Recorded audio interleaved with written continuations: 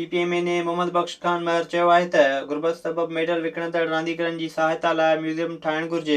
कराची में sports department जे office में Sindh Olympic association जी गॾिजाणी जी सदारत दौरान मोहम्मद बख्श महर चयो त सिंध में स्क्वाश समेत ॿियनि रांदियुनि खे सिंध जे क़दीम बाग़नि, मकाननि, कोटनि ऐं क़िलनि वारनि इलाइक़नि में बि मुनक़िद करायो वञे। हुन चयो त आलमी सतह जहिड़ी मैराथन रेस हर ज़िले में मुनक़िद कराई वञे ऐं आलमी रांदीगरनि खे घुराए खेॾायो वञे। मीर बंगल खान महर जो चवणु हो त सिंध गेम्स स्पोर्ट्स डिपार्टमेंट जो मुख्य इवेंट आहे जेको भरपूर अंदाज़ सां करायो वेंदो। हुन चयो त नेशनल गेम्स सिंध में मुनक़िद कराइण लाइ पाकिस्तान ओलंपिक्स एसोसिएशन खे ख़त लिखियो वेंदो।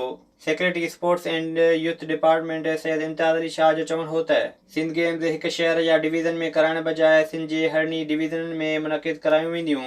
सैयद इम्तियाज़ अली शाह जो वधीक चवणु हो त वाटर स्पोर्ट्स मंसूबे ते कमु जारी आहे जेको पाकिस्तान में रांदीगरनि लाइ नओं मिसाल हूंदो। विज़िट कयो अवामी आवाज़ मीडिया ग्रुप जी वेबसाइट awamiawaz.pk